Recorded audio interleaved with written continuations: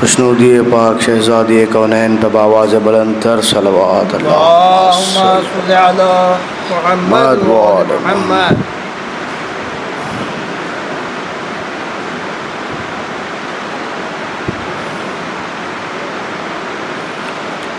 جنبش جو مرحبوں میں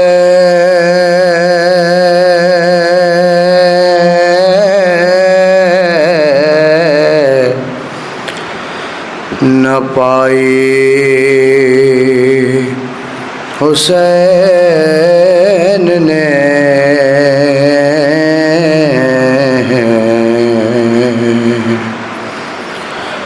جنبش جو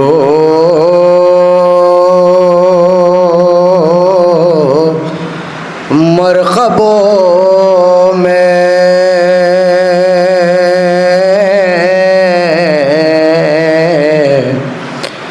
نہ پائے حسین نے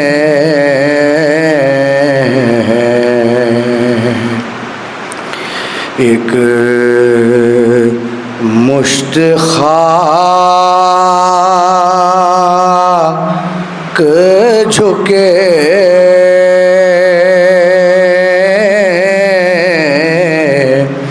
اٹھائے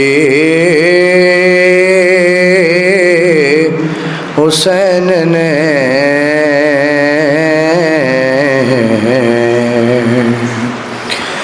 خود سونگے آئے بہن کو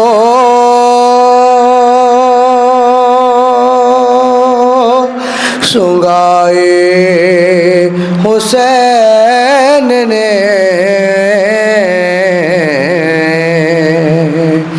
ہم شیر کی سنیے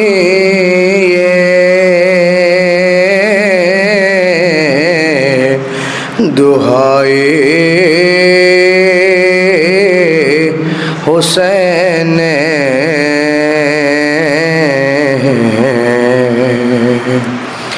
ہے یہ خاک پھینکو میری جان جاتی ہے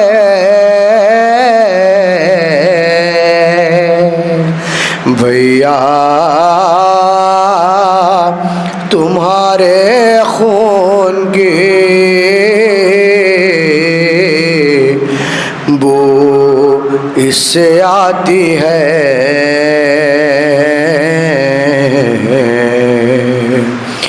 جنبش جو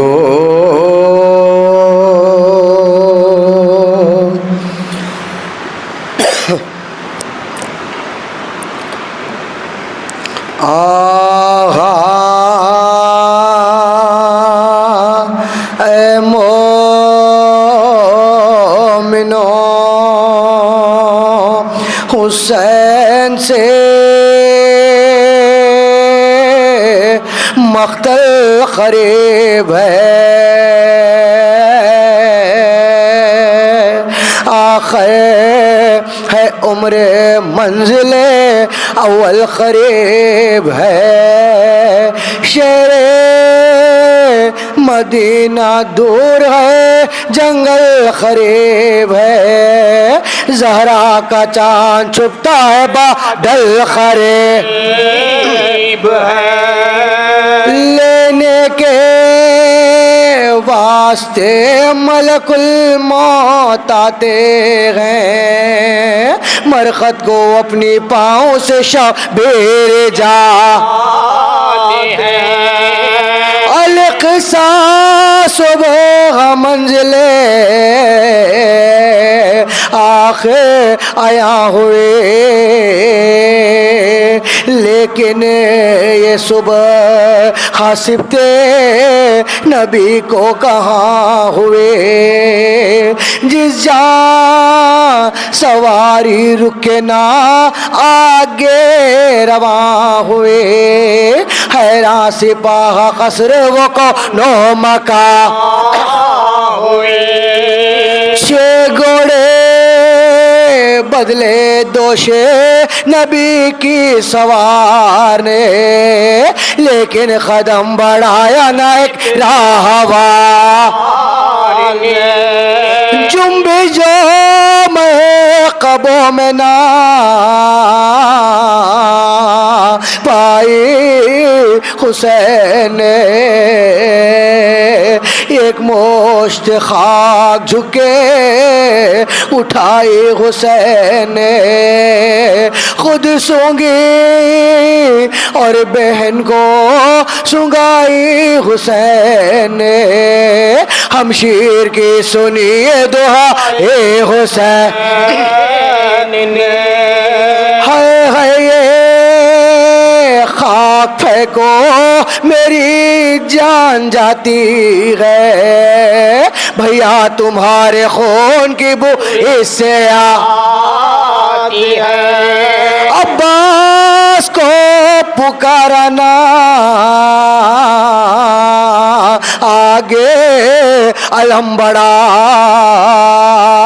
منزل یہی ہے چھاونی پردیسیوں کی چھاؤں، ہم شکل مصطفیٰ کو ندا دی بڑے نہ جاؤ، بیٹا خنات گھیرو سری چھے یہی لگا، غرے کو تو ہوا ہے ہمارا سفر تمام، غرے کو تو ہوا ہے ہمارا سفر تمام، 10ویں کو ہوگا فاطمہ زہرا کا گھر، 10ویں کو ہوگا فاطمہ زہرا کا گھر تمام،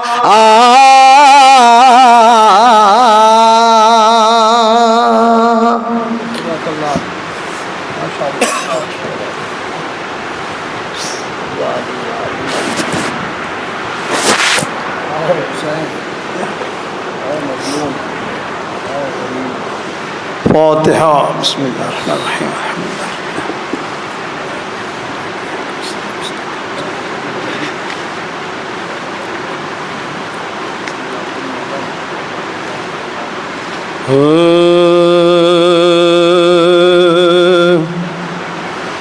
چین سے صبح گھروں میں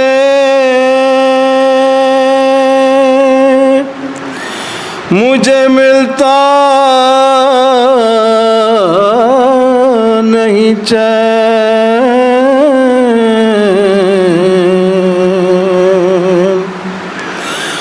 سخت آفت میں ہے اب آپ کا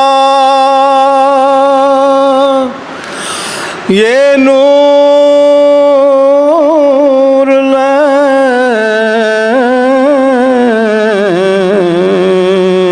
لین، ٹکڑے دل ہوتا ہے جب رو کے حرم کرتے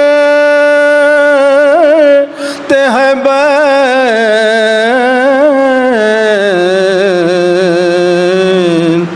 ننھے بچوں کو بھلا لے کے کدھر جائے حسین، شہر میں چین نہ جنگل میں امان ملتی ہے،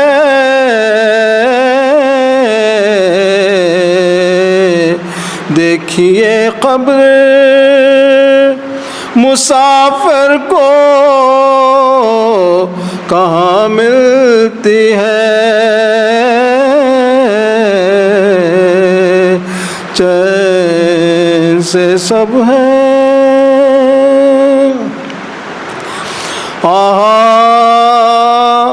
یہ وہ دن ہے کہ پرندے بھی نہیں چھوڑتے گھر مجھ کو درپیش ہے ان روزوں میں آفت کا سحر کہیں ہے قتل کا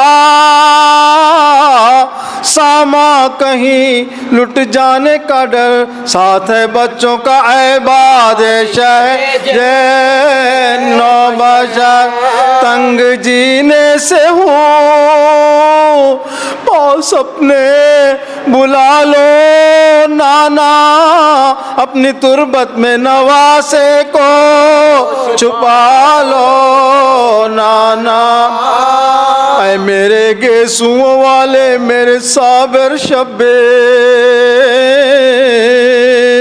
میرے بے کس میرے مظلوم مسافر شبیر نہ رہا کوئی تیرا یاورو ناصر شبیر ہائے ہائے گورے غریباں کے مجاور شبیر تو جہاں جائے گا پیارے وہیں چلتا ہوں میں خاک اڑاتا ہوا تربت سے نکلتا ہوں میں کئی دن سے تیری مادر کو نہیں قبر میں چین آئی تھی شب کو میرے پاس یہ کرتی ہوئی بہن گھر میرا لٹتا ہے فریاد رسول الثقلین صبح کو اپنا وطن چھوڑ کے جاتا ہے حسین کہنے آئی ہوں کہ منہ قبر سے موڑوں گی میں اپنے بچے کو اکیلا تو نہ چھوڑوں گی میں بلاؤ میرا عباس سے دلاور ہے کدھر وہ فدا میرے بچے پہ میں صدقے اس پر شکم غیر سے گو وہ ہے میرا ہی پسر یہ صدا سن کے برادر کو پکارے سرور ابھی رہوار کو آگے نہ بڑھاؤ بھائی یاد فرماتی ہے اماں ادھر آؤ بھائی آکے سر رکھ دیا عباس نے پائن مزار آئی زہرا کی صدا میں تیری غربت کے نثار اپنے پیاروں کے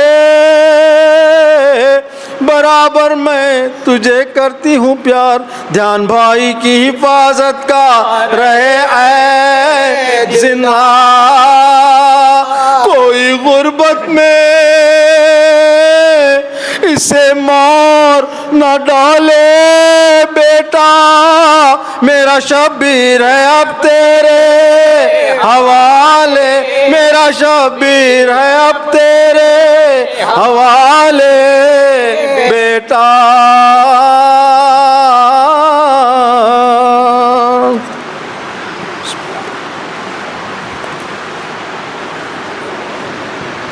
فاتحہ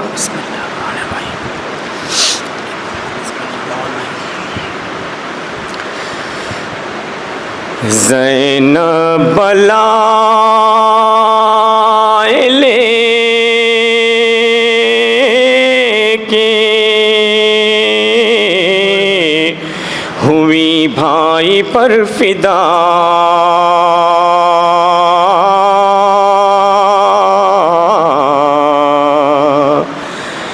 زینب بلائے لے کے ہوئی بھائی پر فدا،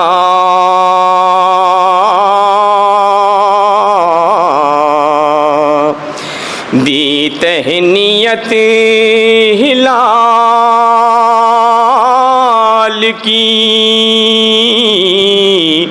اور ہنس کے یہ کہا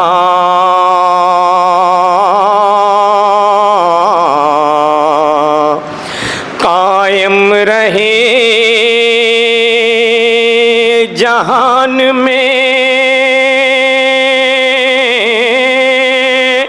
اقبال آپ کا، حسرت ہمارے دل کی بھی برلائے کبریا،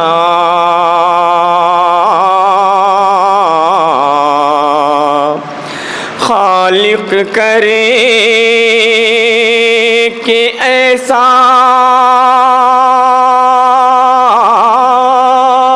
مبارک یہ ماہ ہو، جو اس مہینے میں میرے اکبر کا بیاہ ہو، جو اس مہینے میں میرے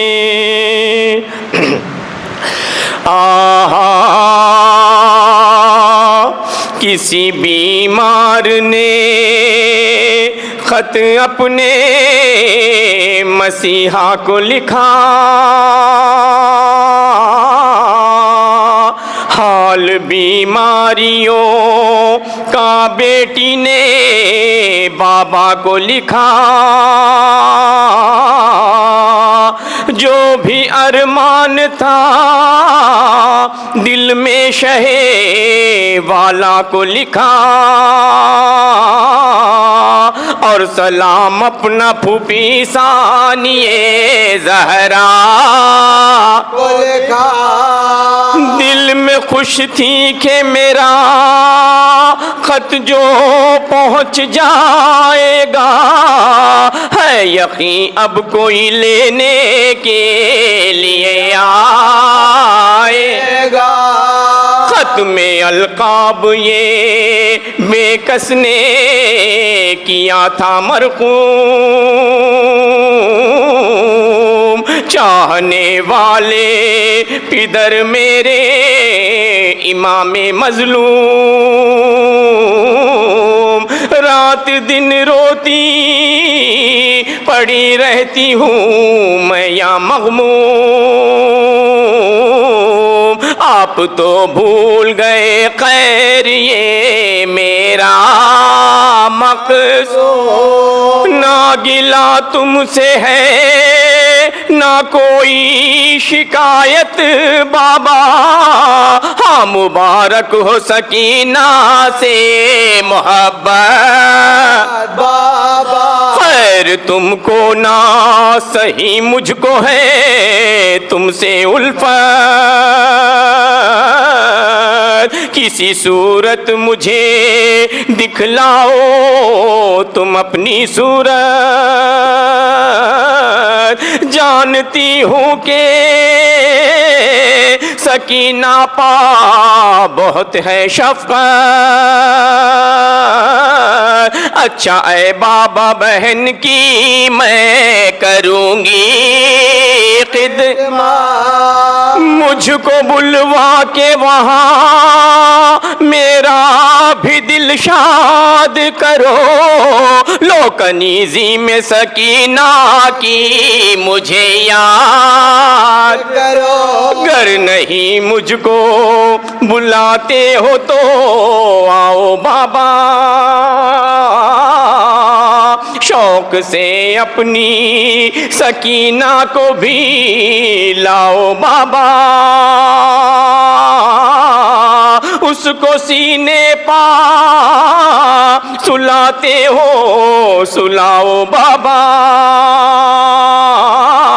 ہم کو رلواتے ہو تو خیر رلاؤ بابا، رنج سہتی ہوئی دنیا سے گزر جاؤں گی، آپ آئے نہیں ایک دم میں مر جاؤں گے، آرزو ہے کہ کسی طور یہاں آ پائیں، آپ کی جان سے دور آہ جو ہم مر جائیں، اپنے ہاتھوں سے کفن آپ مجھے پہنائیں، اور تکلیف لہے تک بھی ذرا فرمائیں، بس زیادہ نہ سواری یہاں ٹھہرائیے گا، دفن کرتے ہی مجھے آپ چلے جا، دفن کرتے ہی مجھے آپ چلے جائیے گا۔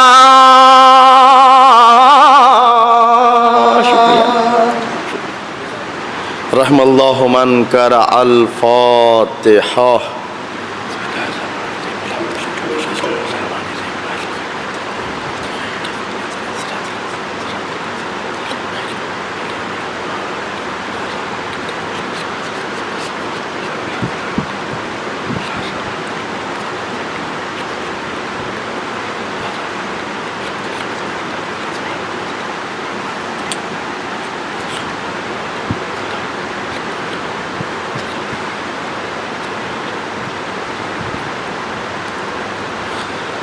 لا حول ولا قوة إلا بالله العلي العظيم۔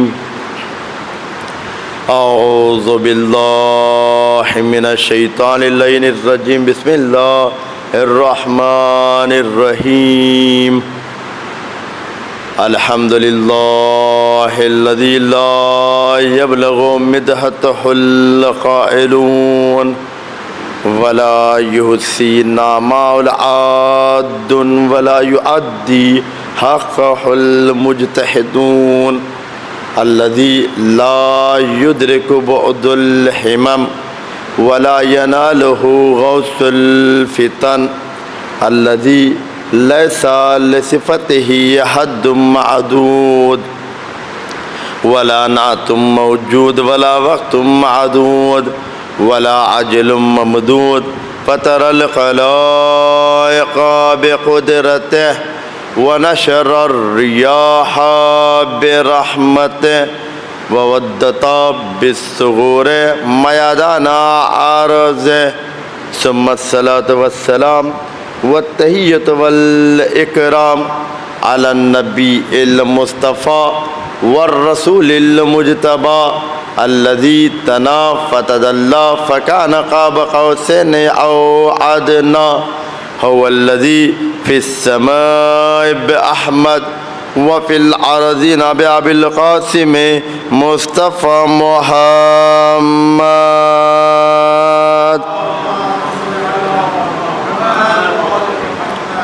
وآله الطيبين الطاهرين المعصومين المنتجبين الميامين، ولعنة الدائمة على أعدائهم أجمعين، أما بعد فقد قال الله الحكيم في القرآن المجيد وقوله الحق وأصدق الصادقين، بسم الله الرحمن الرحيم، قل إن كنتم تحبون الله فاتبعوني يحببكم الله ويغفر لكم ذنوبكم والله غفور رحيم۔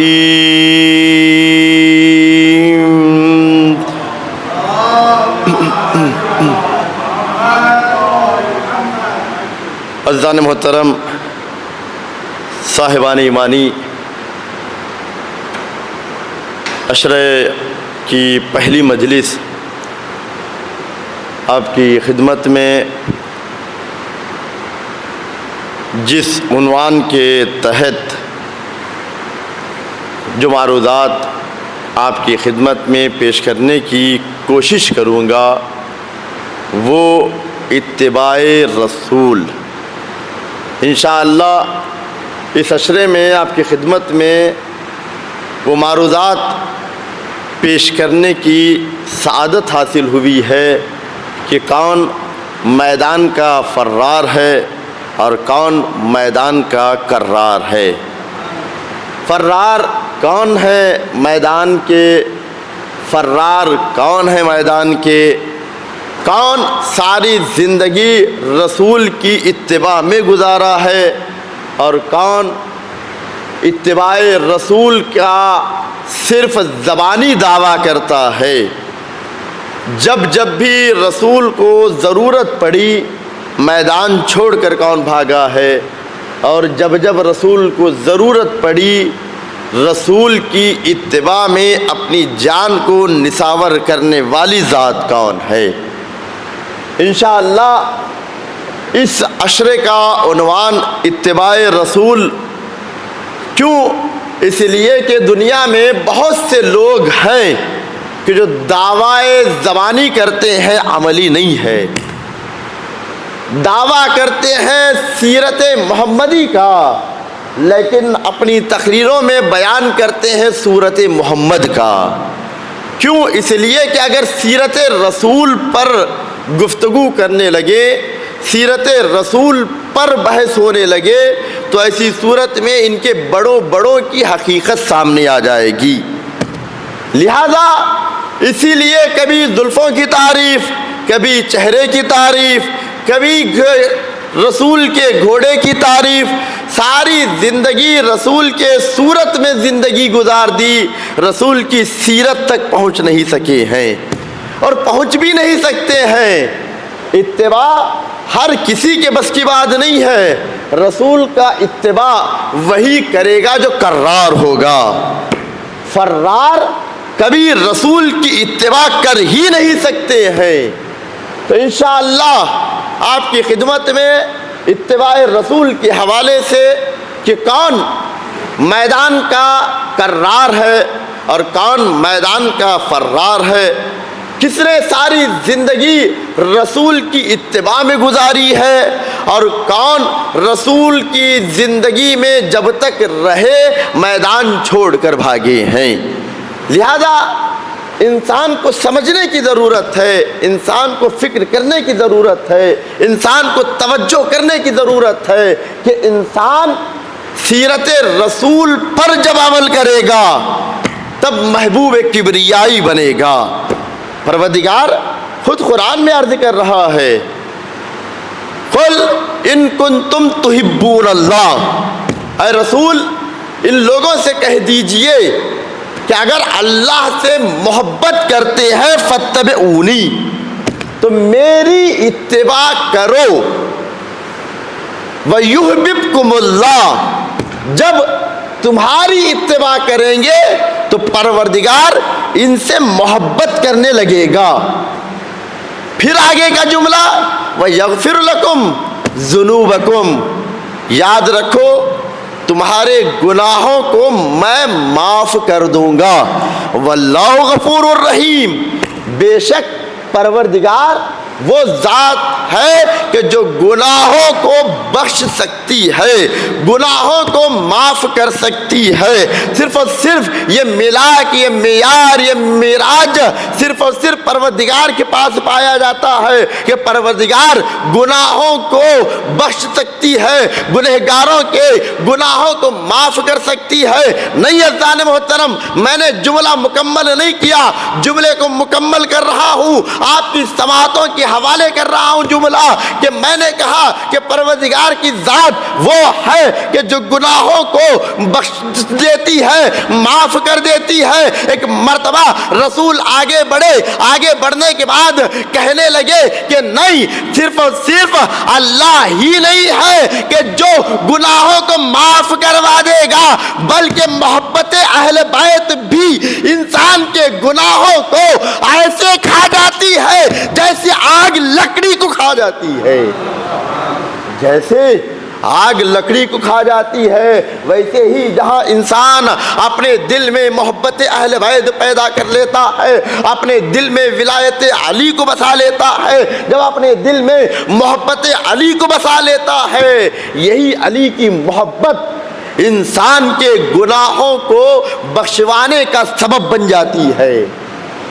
لہذا پروردگار صاف الفاظ میں کہہ رہا ہے، قُلْ إِن كُنتُمْ تُحِبُّونَ اللَّهَ، اے رسول ان لوگوں سے کہہ دیجئے کہ یہ دعویٰ کرتے ہوئے آئے ہیں کہ اللہ سے یہ محبت کرتے ہیں۔ زن محترم، کبھی دنیا میں اللہ محبت کرتا ہوا نظر آتا ہے، کبھی دنیا والے اس سے محبت کرتے ہوئے نظر آتے ہیں۔ خود پروردگار فرماتا ہے کہ ہم جب اہل بیت سے محبت کرنا شروع کیے تو ایسی صورت میں ان کی محبت میں ستاروں کو بنایا، ان کی محبت میں چاند کو بنایا، ان کی محبت میں سورج کو خلق کیا، ان کی محبت میں آسمانوں کو سجایا، ان کی محبت میں فرش کو بچھایا۔ یہ تمام چیزیں پروردگار کن کی محبت میں؟ ہر ایک کی محبت میں نہیں، بلکہ اہل بیت کی محبت میں، ان کی محبت میں یہ ساری کائنات کو پروردگار نے وجود عطا کیا۔ کبھی کلیوں میں مہک پیدا کیا، پھولوں میں چٹک پیدا کیا، دریاؤں میں روانی پیدا کیا، ہواؤں میں نمی پیدا کیا۔ یہ ساری چیزیں پروردگار یہ کہتا ہوا نظر آتا ہے کہ لولاک لما خلقت الافلاک، اے رسول اگر آپ کی ذات نہ ہوتی تو یہ نہ آسمان ہوتے، نہ یہ زمین ہوتے، نہ یہ سورج ہوتا، نہ یہ چاند ہوتے، نہ یہ ستارے ہوتے۔ بس اتنا ہی نہیں کہ یہ دریا، یہ مہتاب، یہ گلاب، یہ آفتاب، یہ ساری چیزیں آپ کے صدقے میں پیدا ہوئی۔ پھر ایک مرتبہ حدیث قدسی آگے بڑھی، آگے بڑھنے کے بعد پھر کہا لولا علی لما خلقتک، اے رسول اگر علی کی ذات نہ ہوتی تو آپ کو بھی نہ خلق کرتا۔ پھر حدیث قدسی آگے بڑھی کہ ایک مرتبہ کہا لولا فاطمہ لما خلقتکما، اگر زہرا کا وجود نہ ہوتا تو نہ رسول کی رسالت ہوتی، نہ علی کی ولایت ہوتی۔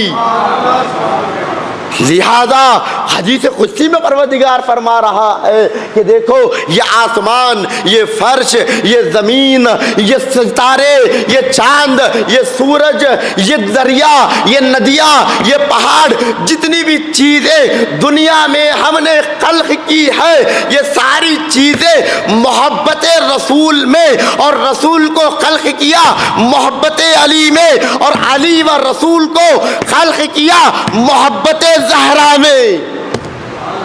تو لہذا ولایت اور رسالت جس کے صدقے میں وجود میں آئی ہے اس ذات کو زہرا کہتے ہیں۔ ساری کائنات جناب زہرا کے صدقے میں وجود میں آئی ہے۔ تو لہذا جان محترم جب پروردگار نے محبت کی تو ایسی صورت میں پروردگار نے شامیانے کی شکل میں آسمان کو پیدا کیا، فرش کی شکل میں زمین کو پیدا کیا۔ یہ پروردگار کی محبت تھی۔ ہم بھی محبت کرتے ہیں اہل بیت سے، اب محبت اہل بیت اظہار ہونا چاہیے، ظاہر کرنا چاہیے کہ محبت اہل بیت کیسے کرتے ہیں۔ تو عجب نہیں، آواز آئی، ہر شیعہ یہ کہتا ہوا نظر آیا، دیکھو زندگی میں ہم کسی چیز کی تمنا نہیں کرتے، کسی چیز کی خواہش نہیں کرتے، کسی چیز کی تمنا نہیں کرتے ہیں، صرف اور صرف سال بھر انتظار کرتے ہیں صرف ایک چاند کا، ایک چاند کی تمنا، ایک چاند کا انتظار، ایک چاند کی محبت میں ہم انتظار کرتے رہتے ہیں کب وہ چاند نمودار ہو تاکہ ہم اپنے سب کچھ ان پر قربان کریں، جائیداد ان پر قربان، مال ان پر قربان، اولادیں ان پر قربان، زندگی ان پر قربان ساری چیزیں ان پر قربان کیا جا سکے کب؟ جیسے ہی ماہ محرم کا چاند نمودار ہوتا ہے تو ایسی صورت میں ہر شیعہ اپنے سال بھر کی ساری محنت کو اس 2 مہینے 8 دن میں خرچ کر دیتا ہے اور دنیا کو بتاتا ہے کہ دیکھو کہ دنیا وہ سال بھر کماتی ہے گناہوں کی طرف جانے کے لیے، لیکن ہم شیعہ وہ ہیں جو سال بھر کماتے ہیں ایام عزا میں قربان کرنے کے لیے، حسین پر قربان کرنے کے لیے۔ اور عزیزان محترم، ہم جب قربان کرتے ہیں، ہم جب ان پر خرچ کرتے ہیں تو یہ کر کے نہیں کہتے کہ ہماری مجلس، نہیں ہماری فرش عزا، نہیں، بلکہ یہی کہتے ہیں کہ مجلس حسین، عزائے حسین، فرش حسین۔ کیوں عزیزان محترم؟ یہی وہ مجلس عزا ہے کہ جس کے صدقے میں ہمارا وجود ہے، جن کے صدقے میں ہماری زندگی ہے، جن کی وجہ سے ہماری زندگی، ہماری سانسیں چل رہی ہے، تو اسی فرش عزا کے صدقے میں۔ تو عزیزان محترم، میں نے دن کی مجلس میں ایک جملہ کہا تھا کہ انسان یہ نہ سوچے کہ مجلس حسین ہماری وجہ سے ہے، ہم اس مجلس حسین کو باقی رکھے ہیں، ہماری مجلس، میری مجلس نہیں، میری مجلس کبھی ہو ہی نہیں سکتی ہے۔ ایک جملہ کہوں، ہاں، جو بھی یہ انسان کہتا ہے میری مجلس، اس کی مجلس ہوگی اس کے مرنے کے بعد، اس کی مجلس ہوگی اس کے مرنے کے بعد۔ جب تک زندہ ہے تو یہ مجلس اس کی مجلس نہیں ہے بلکہ حسین کی مجلس ہے، یہ تبرک اس کا تبرک نہیں ہے، یہ حسین کا صدقہ ہے۔ اس کی دلیل آپ کی خدمت میں پیش کر رہا ہوں۔ عزیزان محترم، بہترین سے بہترین، بہترین سے اچھی چیز آپ اپنے گھر میں رکھیے۔ آپ اپنے گھر میں رکھنے کے بعد انتظار کریے کہ کوئی آئے، آ کر لے جائے، مالدار ہو، پیسے والا ہو، جائیداد والا ہو، سب کچھ اس کے پاس ہو، محل ہو، بینک بیلنس ہو، پیسہ ہو، مال ہو، دولت ہو، اس سے کہیے کہ آؤ میں تمہیں دے رہا ہوں گفٹ، تم لے کر جاؤ۔ ایک مرتبہ یہی کہتا ہوا نظر آئے گا کہ نہیں، ہمیں نہیں چاہیے، ہمیں ضرورت نہیں ہے۔ لیکن جہاں مجلس حسین برپا ہوئی، مجلس حسین کے بعد اب جیسے ہی تبرک بٹا، اب تبرک کے لائن میں صرف غریب نہیں، امیر سے امیر انسان بھی ایسا پہلاتا ہوا نظر آتا ہے اور یہ کہتا ہے کہ تبرک ہمیں دے دو، تبرک ہمیں عطا کرو، تبرک مجھے دو۔ اے انسان، پوری کائنات، پوری زندگی تو نے کبھی ایسے نہیں کیا، ہمیشہ ایسے کرتا ہوا آیا ہے، ایسے دیتا ہوا آیا ہے۔ آج کیوں تو ایسے ہاتھ کو پھیلا ہے تو عجب نہیں، آواز دے گا کہ تو جانتا نہیں ہے جو میں آج ایسے کر رہا ہوں اسی تبرک کا صدقہ ہے۔ صلوات پر محمد وآل محمد۔ اسی تبرک کا صدقہ ہے کہ جس کے صدقے میں مجھے پروردگار نے مال عطا کیا، مجھے دولت عطا کی، مجھے جائیداد عطا کی، یہ ساری چیزیں جو کچھ بھی ہے اسی مجلس حسین کا صدقہ ہے، اسی تبرک حسین کا صدقہ ہے، اسی ذکر حسین کا صدقہ ہے۔ ہماری زندگی ان کے صدقے میں، ہمارا وجود ان کے صدقے میں، ہماری حیات ان کے صدقے میں، ہماری سانسیں ان کے صدقے میں ہے۔ کیوں؟ اس لیے کہ وہ ذات کوئی معمولی ذات نہیں ہے۔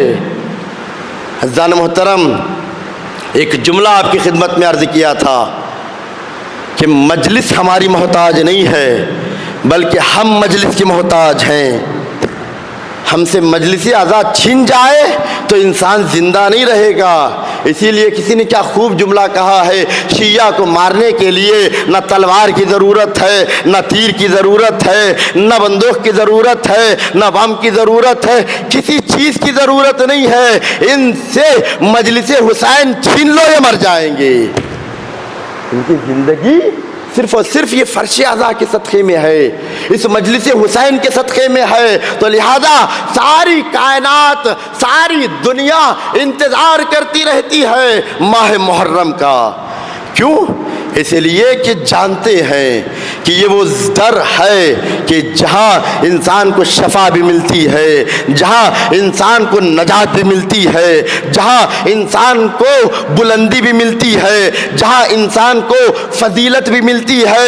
کیوں؟ اس لیے کہ چاہے تم اپنے بڑے بڑے محل بنا لو، اپنے بڑے بڑے گھر بنا لو، وہ گھر تمہارا جنت کا مقام نہیں ہوتا ہے، لیکن جہاں فرش اعضا بچھا مجلس برپا ہوئی، یہ مقام، یہ مکان کوئی معمولی مقام و مکان نہیں بنتا، بلکہ جنت کا حصہ بن جاتا ہے۔ اور اسی لیے عزیزان محترم ہمارا عقیدہ ہے کہ ہم مجلس میں آئے یا نہ آئے، اہل بیت ضرور آ جاتے ہیں۔ ہر انسان دنیا میں سوچتا ہے کہ کسی بڑے آدمی کے ساتھ اس کا بیٹھنا اٹھنا ہو، جہاں کسی بڑے آدمی کے ساتھ، عظیم آدمی کے ساتھ جس کی قدرت، جس کا وقت معین ہے، کچھ ہی دن کا ہے، اس کے باوجود بھی اس کے پاس بیٹھ جاتا ہے تو سیلفی لینے لگتا ہے، فوٹو کھینچنے لگتا ہے، اور تمام میڈیا میں فوٹو بھیج کر یہ کہتا ہوا نظر آتا ہے کہ دیکھو میں فلاں شخص کے ساتھ بیٹھا تھا، فلاں کے بازو میں بیٹھا تھا، فلاں کے بزم میں بیٹھا تھا۔ عزیزان محترم یاد رکھیے، میں ایک جملہ آپ کے سماعتوں کے حوالے کر رہا ہوں، آپ اس جملے کو توجہ کے ساتھ سنیے گا کہ وہ کون سا عظیم موقع ہوگا انسان کے لیے، وہ کون سا مقام ہوگا انسان کے لیے، جو کمال ہے، جو فضیلت ہے، جو انسان کے لیے میلاک اور معیار اور معراج ہے۔ یاد رکھیے کوئی ایسا موقع دنیا میں انسان کو نہیں ملے گا کہ جو موقع انسان کو یہاں ملتا ہے۔ دنیا کی عہدے، دنیا کا مال و دولت، دنیا کی شے بس کچھ ہی دن کے لیے ہے، جب تک ہے عہدے پر تب تک اس کو عزت، جہاں عہدے سے ہٹا وہ ساری عزتیں تمام ہو گئی۔ لیکن اہل بیت کل بھی با فضیلت تھے، آج بھی با فضیلت ہے تا قیامت تک۔ اور اسی لیے جب مجلس میں آؤ تو یہ اپنے لیے شرف سمجھو، نہ جانے ہمارے بغل میں ہمارے پاس کون سی ذات بیٹھی ہے، کہیں علی، کہیں زہرا، کہیں حسن، کہیں حسین، جہاں جہاں بیٹھے ہوں گے وہاں انسان بیٹھا ہوگا۔ یہ فرش اعضا میں انسان بعد میں آتا ہے، علی پہلے آ جاتے ہیں۔ یہ فرش اعضا کی فضیلت ہے، یہ فرش اعضا کا کمال ہے کہ جہاں انسان بعد میں آتا ہے اہل بیت پہلے آ جاتے ہیں۔ دلیل دوں؟ ایسے ہی نہیں، بغیر دلیل کی بات نہیں کر رہا ہوں۔ چوتھے امام کا زمانہ ہے، ہمارے اور آپ کے چوتھے امام حضرت امام زین العابدین علیہ السلام۔ ایک شخص آیا، آنے کے بعد کہنے لگا کہ مولا میں آپ کو دعوت دینے کے لیے آیا ہوں، میرے گھر میں مجلس ہے، میرے گھر میں شادی ہے، تو لہذا آپ میرے گھر شادی میں تشریف لائیے۔ امام نے کہا کہ نہیں، انکار کیا، اصرار بڑھا۔ امام نے کہا کہ اگر ہمیں بلانا چاہتا ہے تو شادی نہیں، فرش اعضا کو بچھا، فرش اعضا کو بچھا، ذکر اہل بیت کر، پھر ہم آئیں گے تیرے گھر پر۔ تو لہذا اس نے کہا ٹھیک ہے مولا، پہلے شادی کی مجلس ہوگی، پھر اس کے بعد شادی ہوگی، آپ آ جائیے گا شادی کی مجلس میں۔ امام کو دعوت دیا، امام کو بلایا ہے، اسی اعتبار سے بزم سجایا، بہترین جو بھی اس کے پاس سب سے اچھے سے اچھی چادر تھی اس نے اس کو بچھایا۔ بچھانے کے بعد امام کا انتظار کر رہا ہے کہ امام کب آئیں گے، امام کب تشریف لے کر آئیں گے۔ تو وقت گزرتا گیا، جیسے ہی وقت گزرتا گیا تو یہ بے چین و بے قرار ہیں۔ وعدہ امام نے کیا ہے، غیروں نے وعدہ نہیں کیا ہے، جن کا تعلق کراروں سے ہے، فراروں سے نہیں ہے، انہوں نے وعدہ کیا ہے۔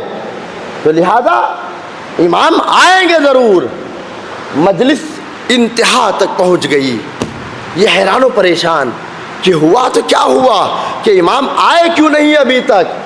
تو ایک مرتبہ کیا دیکھتا ہے کہ امام اس مقام پر بیٹھے ہوئے ہیں کہ جہاں عزاداروں کے چپل رکھے ہوئے تھے، جوتے رکھے ہوئے تھے، اس مقام پر امام بیٹھے ہوئے ہیں۔ تو ایک مرتبہ فوراً اٹھا اپنی بزم سے، اپنی جگہ سے اٹھا، اٹھنے کے بعد امام کی خدمت میں آیا، آنے کے بعد ہاتھوں کو جوڑا، کہا مولا آپ کہاں بیٹھ گئے؟ آپ کے لیے بزم سجایا ہوں، آپ کے لیے بہترین جگہ بنایا ہوں، آپ کا انتظار وہاں کر رہا ہوں، آپ یہاں آ گئے۔ تو سنیے عزیزان محترم، مولا جواب دیتے ہیں، دلیل آپ کی خدمت میں پیش کر رہا ہوں کہ کوئی آئے یا نہ آئے، اہل بیت آ جاتے ہیں۔ اگر اپنے آپ کو بافضیلت بنانا چاہتے ہو تو کسی اور مقام پر نہیں، مجلس حسین میں آ جاؤ، عزت ملے گی، شرافت ملے گی، کمال ملے گا، فضیلت ملے گی۔ کیوں؟ اس لیے کہ اس بزم میں ایسی ذاتیں آتی ہیں کہ جن کے صدقے میں ساری کائنات وجود میں آئی ہے۔ اسی لیے باہر کسی مقام پر اگر کوئی غریب امیر کے پاس آ جاتا ہے تو اسے ہٹا دیا جاتا ہے، اس کے پاس بیٹھا نہیں جاتا، لیکن جہاں امیر و غریب برابر میں بیٹھتے ہیں، اپنے زانوؤں کو زانو ملا کر بیٹھتے ہیں، وہ کوئی اور جگہ نہیں بلکہ یہی مجلس حسین ہے، جہاں امیر و غریب برابر آ کر بیٹھتے ہیں۔ اسی لیے امام نے کہا یہاں پر آؤ تو اکڑ کر نہ آؤ، جھک کر آؤ۔ جتنا تم جھک کر آؤ گے اتنا عظیم ہو کر جاؤ گے، اور جتنا تم اکڑ کر آؤ گے اتنا ذلیل ہو کر جاؤ گے۔ مولا کائنات کا جملہ عرض کروں، حلال مشکلات مولا کائنات فرماتے ہیں کہ انسان تو اکڑتا کس چیز پر ہے، تو غرور کس چیز پر کرتا ہے؟ تیرا آنا نجیز، تیرا جانا نجیز، تیرا ابتدا بھی نجیز، تیری انتہا بھی نجیز۔ تو آیا تو غسل ولادت دے کر پاک کیا گیا، اور جب تو دنیا سے جائے گا تو غسل میت دے کر پاک کیا جائے گا۔ تیری زندگی دو نجاستوں کی درمیان کی زندگی کا نام تیری زندگی ہے۔ اب تو دو نجاستوں کے درمیان کی زندگی گزار رہا ہے تو پھر غرور کس بات پر ہے؟ لہذا مجلس حسین میں سب کو برابر بٹھا دیا۔ اب جیسے ہی امام سے کہنے لگا مولا آپ کے لیے بزم سجایا ہوں، تو عجب نہیں، امام نے کہا جو نگاہیں میری ہے دیکھ رہی ہیں اس نگاہوں سے تو نہیں دیکھ سکتا ہے۔ پوچھا مولا ماجرا کیا ہے؟ وہ بزم تو خالی ہے، تمہیں خالی نظر آ رہی ہے، مجھے بھرتی نظر آ رہی ہے۔ پوچھا مولا کون بیٹا ہے؟ خالی ہے۔ تو ایک مرتبہ امام نے کہا کہ دیکھو یہاں اہل بیت پہلے آ چکے ہیں، عزادار بعد میں آئے ہیں، پہلے اہل بیت آئے ہیں۔ تو لہذا پروردگار یہ کہتا ہوا نظر آتا ہے، اے رسول ان سے کہہ دو قل ان کنتم تحبون اللہ فاتبعونی، اگر تم اللہ سے محبت کرتے ہو تو دعوی محبت نہیں چلے گا، بلکہ کردار محبت ضروری ہے، اظہار محبت ضروری ہے، اتباع محبت ضروری ہے۔ رسول ان سے کہو کہ تمہاری اتباع کرے، تمہارے نقش قدم پر چلے، جب تمہاری اتباع کریں گے تو گویا یہ پروردگار سے محبت کر رہے ہیں، جب تمہاری اتباع کر کے پروردگار سے محبت کرنے لگیں گے تو پروردگار ان سے محبت کرنے لگے گا۔ اور عزیزان محترم جس سے پروردگار محبت کرے وہ عظیم ہو جاتے ہیں، وہ بلند ہو جاتے ہیں، اور دنیا میں پروردگار نے بلندی عطا کر کے بھی بتائی کہ دیکھو جب کوئی اپنے نفس کو ہمارے لیے بیچ دیتا ہے تو ہم اپنی مرضیوں کو اسے دے دیتے ہیں۔ یہ کمال محبت ہے، یہ اتباع رسول کا نتیجہ ہے کہ جب انسان اتباع رسول کرتا ہے، تاریخ اٹھا کر دیکھ لیجئے کہ پروردگار نے اتباع کا سلسلہ رسول سے نہیں بلکہ آدم سے شروع کیا۔ جب آدم اس دنیا میں آنے سے پہلے آدم کا مجسمہ پروردگار نے تیار کیا جنت میں، جیسے ہی مجسمہ تیار ہو گیا تو ایک مرتبہ پروردگار نے حکم دیا کہ جتنے ہیں سب کے سب سجدے میں چلے جائیں۔ جتنے ملائکہ تھے سب سجدے میں چلے گئے الا ابلیس، ابلیس کے علاوہ۔ اب جیسے ہی ابلیس نے انکار کیا سجدہ کا تو ایک مرتبہ آواز قدرت آئی، اے ابلیس میری بارگاہ سے نکل جا، میری جنت سے چلا جا۔ تو اب میں کہوں پروردگارہ کون تھا یہ ابلیس؟ شیطان، وہ کہ جو پروردگار کی عبادت انجام دیا کرتا تھا، جو پروردگار کی عبادت میں اپنی زندگی کو گزارتا تھا، تسبیح، تہلیل، سجود، تمام وقت اپنا اسی میں گزارتا تھا، ہزاروں سال سے سجدہ کرتا ہوا آ رہا تھا، لیکن ایک سجدے کا انکار۔ میں کہوں پروردگارہ تو رحیم ہے، تو کریم ہے، تو رازق ہے، تو مرزوق ہے، تو کرم کرنے والا ہے، تو رحم کرنے والا ہے، تو عظمت والا ہے، تو فضیلت والا ہے، تو کرامت والا ہے، تو معاف کرنے والا ہے، تو مغفور ہے، معاف کر دے، ایک ہی سجدے کا تو انکار کیا ہے۔ تو عجب نہیں آواز قدرت آئے کہ دیکھو یہ ایک سجدہ نہیں ہے، بلکہ میں دنیا کو پیغام دینا چاہ رہا ہوں کہ جو بھی رسول کا انکار کرے گا، رسول کی باتوں کا انکار کرے گا، جو رسول کی اتباع نہیں کرے گا، وہ جنت میں جانا تو دور کی بات، جنت کی خوشبو کو سونگھ نہیں سکتا، جنت کی خوشبو کو محسوس نہیں کر سکتا۔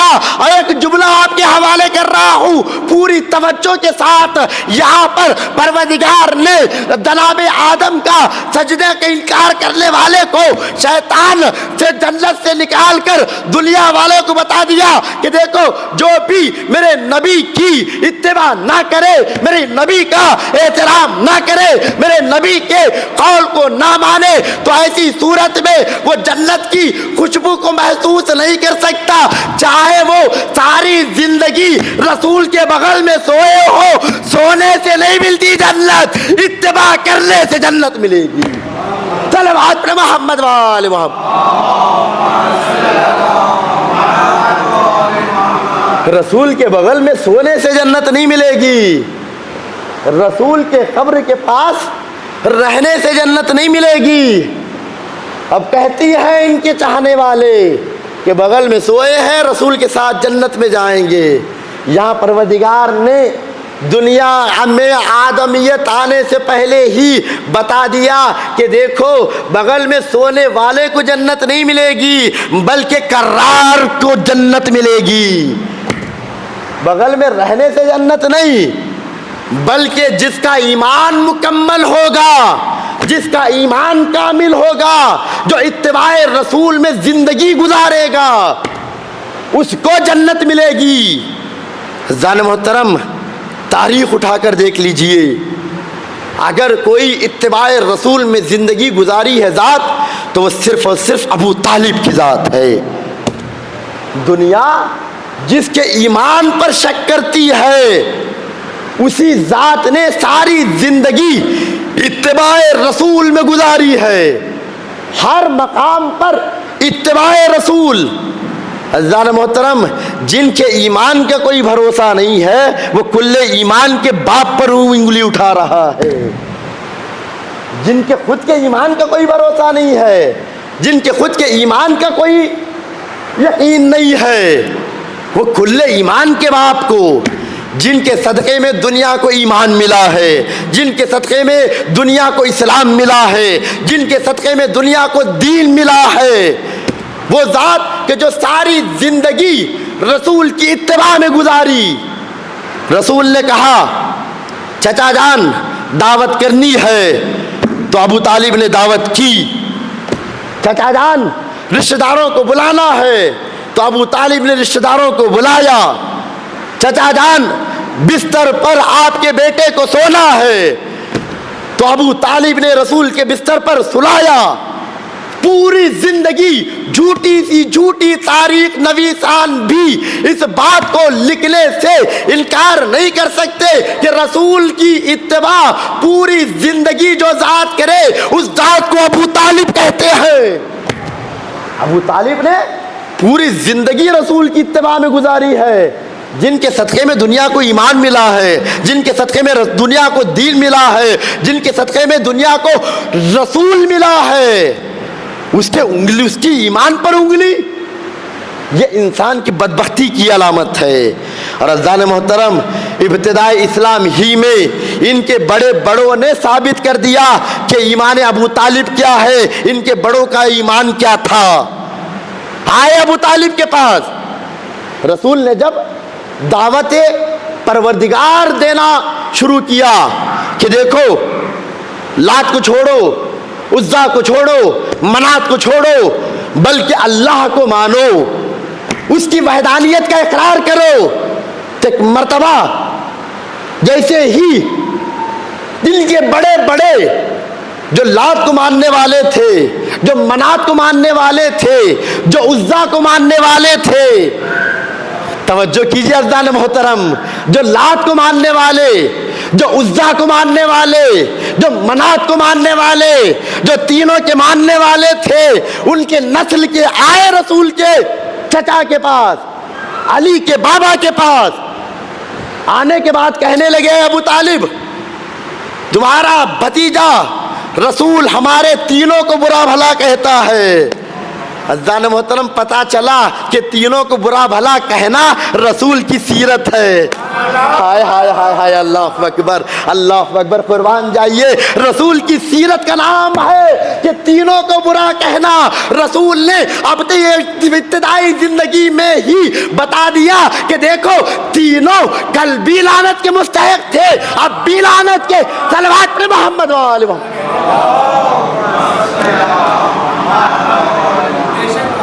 بتا دیا دنیا والوں کو کہ لعنتی کل بھی تھے, لعنتی آج بھی ہیں, اور لعنتی تا قیامت تک رہیں گے. یہ بتا دیا رسول اکرم نے. اب جیسے ہی آئے, آنے کے بعد کہنے لگے, اے ابو طالب اپنے بھتیجے سے کہیے کہ ہمارے بتوں کو برا بھلا نہ کہیں, تینوں کو برا بھلا نہ کہیں. تینوں کو برا بھلا نہیں کہیں گے تو ہم رسول کو 3 انعام دیں گے. یہ عقل کے اندھے بھول گئے تھے کہ ان 3 ہی کو انکار کرنے کا نام دین ہے. اور رسول نے ساری زندگی ان تینوں ہی کو انکار کر کے بتایا ہے کہ اگر دین سمجھنا چاہتے ہو تو 3 کو چھوڑو, اس مقام پر آؤ کہ جو جہاں سے تمہیں دین ملتا ہے. کہا اگر رسول شہرت چاہیے تو ہم شہرت دیں گے, رسول کو مال و دولت چاہیے تو ہم رسول کو مال و دولت دیں گے, اگر رسول کو حسین و جمیل خاتون چاہیے, لڑکی چاہیے تو ہم رسول کو حسین و جمیل خاتون دیں گے. ان سے کہیے کہ ہمارے تینوں کو برا بھلا نہ کہے. لات, عزا, منات ہمارے خداؤں کو برا بھلا نہ کہے. تو عجب نہیں, ایک مرتبہ ابو طالب نے رسول سے مخاطب ہو کر رسول کو بلا کر یہ نہیں کہا اے رسول میں مشورہ دے رہا ہوں, اے رسول میرا یہ کہنا ہے, اے رسول یہ میرا نظریہ ہے, بلکہ کہا کہ بتوں کا نظریہ ہے, عقل کے اندھوں کا نظریہ ہے. وہ لوگ آئے تھے جو بتوں کو ماننے والے تھے. تو عزیزان محترم, پتا چلا کہ کل ایمان کا باپ کون ہے اور بتوں کو ماننے والے کون. ایمان پر انگلی اٹھا رہی ہے دنیا. ابو طالب کے ایمان تو تم سمجھ ہی نہیں سکتے ہو کہ ابو طالب کا ایمان کس معیار پر تھا. اب یہاں خود انہی کا, ان کے بڑوں بڑوں کا کہنا ہے کہ ہمارے خداؤں کو, تو اس کا پتا چلا کہ ابو طالب کا خدا اور ہے, ان کا خدا اور ہے. ابو طالب ان کے خداؤں کو نہیں مانتے ہیں. ابو طالب نے رسول کو مخاطب کیا, کہا کہ بھتیجے دیکھو مکے کے بڑے بڑے آئے ہیں اور اس طریقے سے کہہ کر گئے ہیں کہ تینوں کو برا بھلا نہ کہو, 3 انعام تمہیں دیں گے. تو رسول پلٹ کر کہنے لگے کہ اے چچا ان سے کہہ دیجئے کہ 3 کو چھوڑ کر 1 کو مان لو. 3 کا انکار کرو اور 1 کو مان لو. یہ مجھے 3 انعام کیا دیں گے, میں ساری کائنات ان کے قدموں میں رکھ دوں گا. ساری کائنات ان کے قدموں میں ہوگی. یہ ہے ایمان ابو طالب. اب جیسے ہی رسول کا جواب ابو طالب نے سنا، جیسے ہی سننا تھا پلٹ کر ایک جملہ کہا، اے بھتیجے، اے رسول گھبراؤ نہیں، تم اپنے مقصد میں آگے بڑھو. دنیا کی کوئی بھی طاقت تمہارے اس مقصد میں آگے بڑھنے سے تمہیں کوئی روک نہیں سکتی ہے. یہ تمہارا چچا تمہارے ہمراہ ہے. ساری کائنات بھی ایک مقام پر جمع ہو جائے، ان سب پر یہ چچا ابو طالب بھاری ہوگا. ساری دنیا مل کر بھی اس ابو طالب کا کچھ بگاڑ نہیں سکتے ہیں.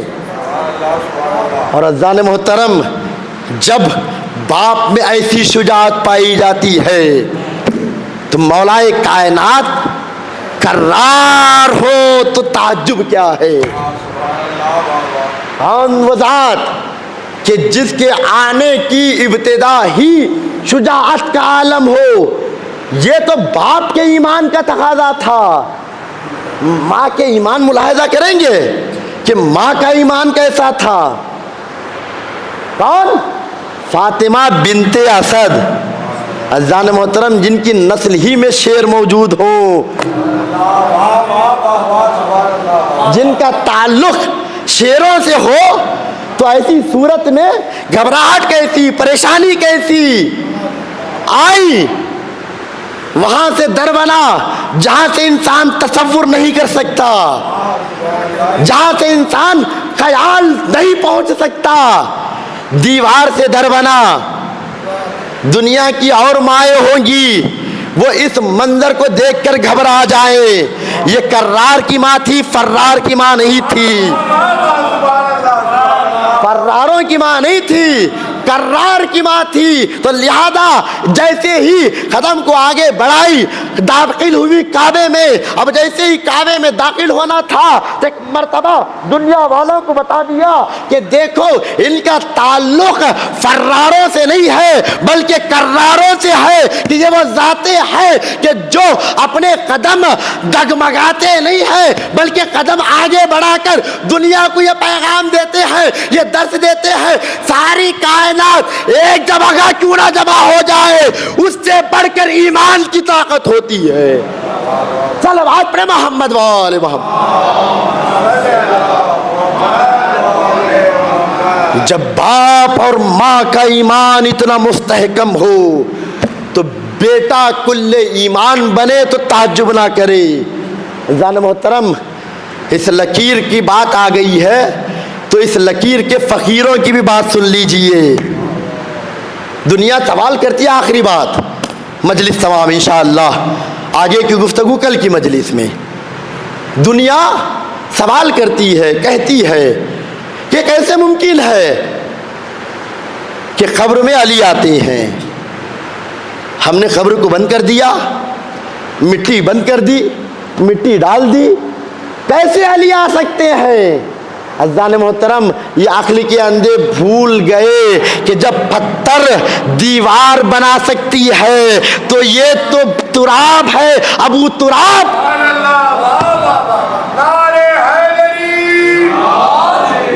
زمین تراب ہے تو علی ابو تراب ہے. زمین تراب ہے تو مولائے کائنات ابو تراب ہے. زمین کائنات میں ہے تو علی مولائے کائنات ہے. انسان سمجھے کہ بیار انسان کو کہاں سے ملے گا، فضیلت انسان کو کہاں سے ملے گی. اتباع رسول میں ملے گی. فضیلت اور کمال اگر چاہتے ہو تو اتباع رسول کرو. سورت رسول کو چھوڑو، سیرت رسول پر آؤ. سورت پر کب تک زندگی گزارو گے؟ سورت سے ہٹ کر سیرت میں اترو. کیوں یہ لوگ سیرت کی بات نہیں کرتے ہیں؟ جہاں سیرت کی بات آئے گی تو وہاں ابو طالب آئیں گے. جہاں سیرت کی بات آئے گی وہاں کل ایمان کی بات آئے گی. جس کی بنیاد پر یہ سورت کے ہی تک رہ گئے، سیرت تک نہ آئے. جس کی بنیاد پر یہ دنیا میں بھی نامراد ہے، مرنے کے بعد بھی نامراد ہوں گے۔ ان کا ٹھکانہ، ان کو منزل نہ دنیا میں ملنے والی ہے نہ آخرت میں ملنے والی ہے۔ منزل چاہتے ہو تو کربلا میں آؤ، منزل چاہتے ہو تو در حسین پر آؤ، منزل چاہتے ہو تو مجلس حسین میں آؤ۔ یہی رسول تک پہنچائے گی اور رسول خدا تک پہنچائیں گے۔ یہ وسیلہ ہے، یہ تسلسل ہے کہ انسان کو کامیاب بھی ہوگا، انسان کو فضیلت ملنے کا ذریعہ اگر کوئی شے ہے تو وہ صرف اور صرف ذکر اہل بیت ہے، کربلا ہے، یہ مجلس حسین ہے۔ ہاں عزیزان محترم، کربلا ماہ محرم کا چاند نمودار ہوا۔ جیسے ہی ماہ محرم کا چاند نمودار ہوا، ہر ایک کی آنکھیں نم ہوئی، سب کی آنکھوں میں گریا ہے، دل رو رہی ہے۔ کیوں عزاداروں؟ اسی لیے کہ ایک دن میں حسین کا بھرا گھر لٹ گیا۔ کون حسین؟ وہ حسین جو رسول کے نواسی ہیں۔ کون حسین؟ وہ حسین جو زہرا کے لال ہیں۔ کون حسین؟ وہ حسین جو نانا سے وعدہ کیے تھے، اے نانا کے دین گھبرانا نہیں، اگر تمہیں کڑیل جوان علی اکبر کے کلیجے کی ضرورت ہو تو حسین جوان بیٹے کا کلیجہ قربان کر دے گا۔ اے نانا کے دین گھبرانا نہیں، اگر چادر کی ضرورت ہو تو بہن زینب کی چادر قربان کر دو۔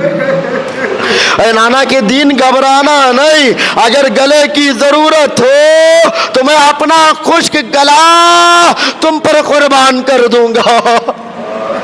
اللہ اکبر، جزاکم اللہ خیر الجزا۔ خدا کوئی غم نہ دے سوائے غم سید الشہداء کے۔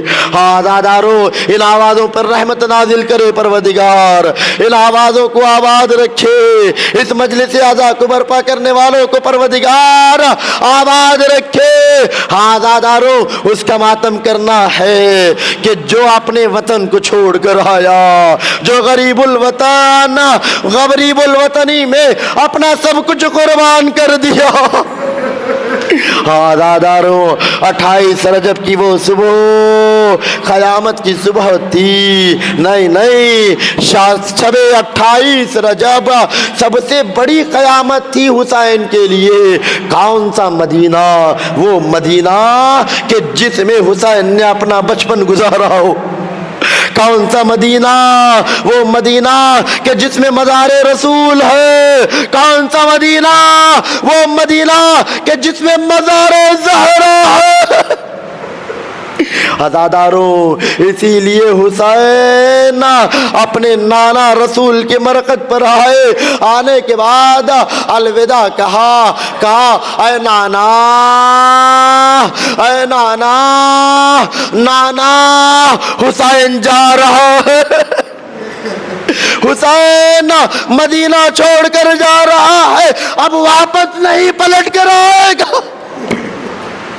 اللہ اکبر، جزاکم اللہ خیر الجزا۔ ایک مرتبہ حسین نانا رسول کی مزار سے اٹھے، اماں زہرا کی مزار پر آئے، آنے کے بعد کہا اے اماں خدا حافظ، اے اماں خدا حافظ، چلو اماں اپنے بیٹے کو لہو لہان میں دیکھنے کے لیے چلو، اے اماں چلو اماں اپنی بیٹی زینب کے بازوؤں میں رسن دیکھنے کو چلو۔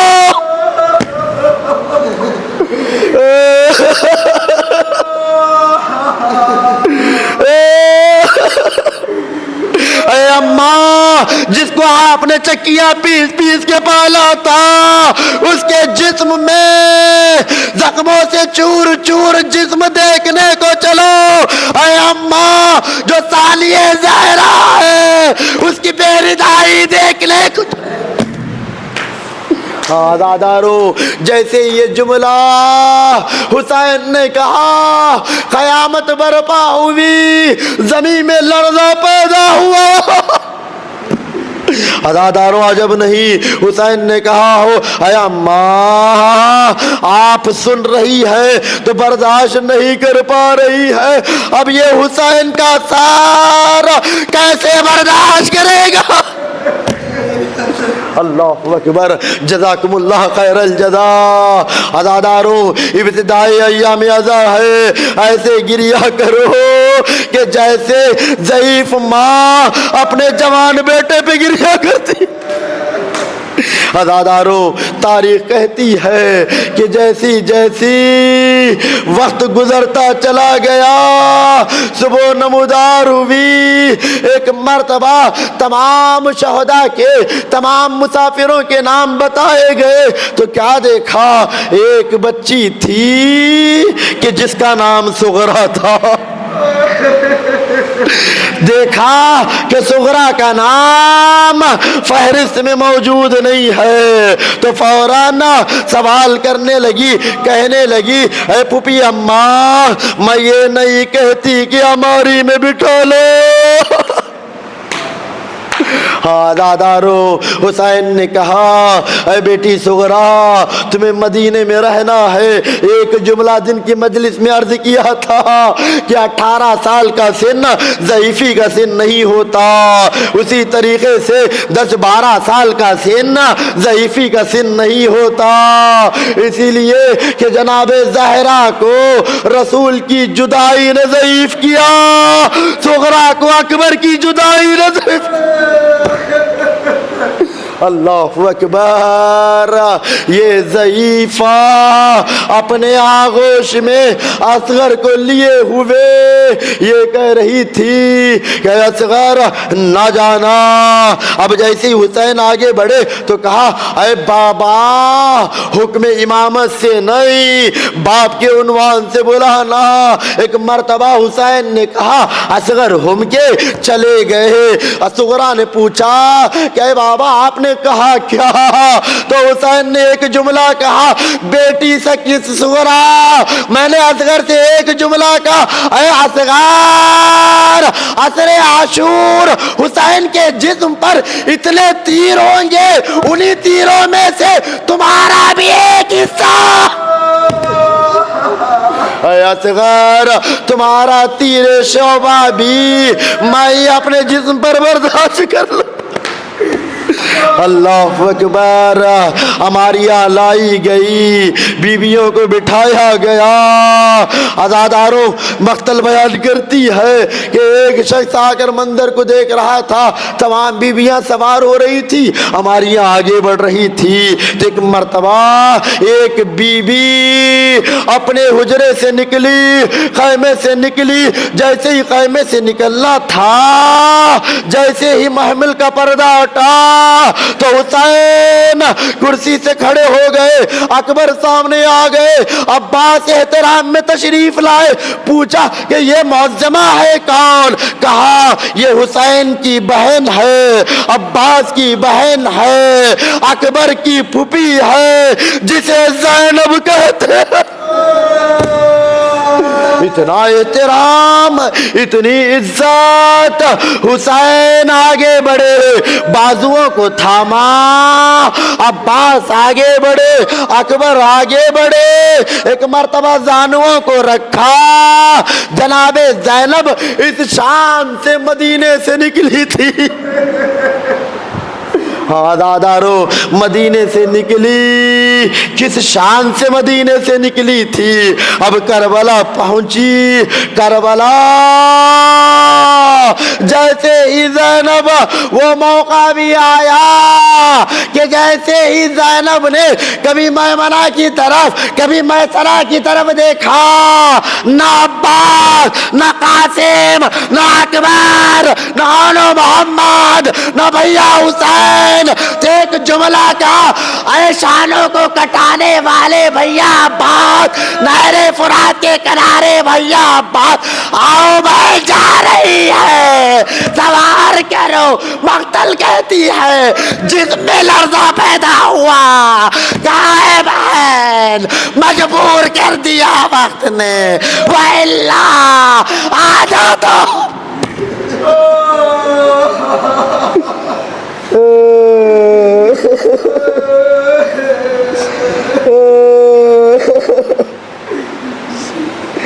واہ مصیبتہ، واہ حسینہ، واہ زینبہ، اِنَّا لِلَّهِ وَإِنَّا إِلَيْهِ راجعون۔ باری لا پروردگارا، تجھے واسطہ پنجتن پاک کا، تجھے واسطہ چہردہ معصومین کا، تجھے واسطہ امت ہار کا، تجھے واسطہ اس فرش ادا کا، ہماری ان آنسوؤں کو رومال زہرا میں جگہ عنایت فرما۔ باری لا پروردگارا، ان آنسوؤں کے صدقے میں ہم سب کی مغفرت فرما، ہمارے مرحومین کی مغفرت فرما، ان کو جوار معصومین میں جگہ عنایت فرما۔ باری لا پروردگارا، شیعہ حیدر کرار جہاں کہیں بھی ہیں ان کی جان مال عزت آبرو کی حفاظت فرما، دشمنان اسلام کو نست نابود فرما، پرچم اسلام کو سر بلند فرما۔ باری لا پروردگارا، دنیا ظلم و جور سے پر ہو چکی ہے، جلد از جلد امام زمانہ کی ظہور میں تعجیل عنایت فرما، ہم سب کو ان کے اعلی انصار میں شمار فرما۔ ماتم حسین۔